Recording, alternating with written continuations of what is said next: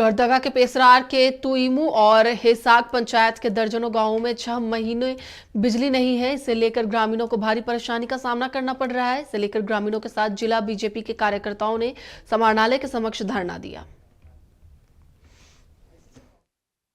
आज भारतीय जनता पार्टी पेसरार मंडल के तत्वाधान में जो पेसरार प्रखंड का तुई पंचायत है उसमें 6 महीना से लाइन नहीं है।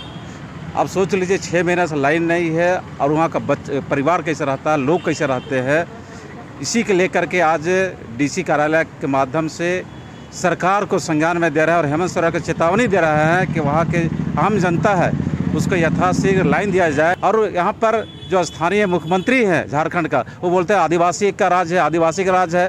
पेसरार में कौन है गैर आदिवासी है क्या? पेसरार में तो आदिवासी है और अपने एसी में सो करके आराम कर रहा है, मात्र एक आदिवासी का नारा देता है, लेकिन आदिवासी किस तरह जी रहा है जो कोई मतलब नहीं है। इसलिए आज हेमंत सोरेन को चेतावनी दे रहा है कि आप मात्र ठकिए नहीं, आज जनता जान चुकी है।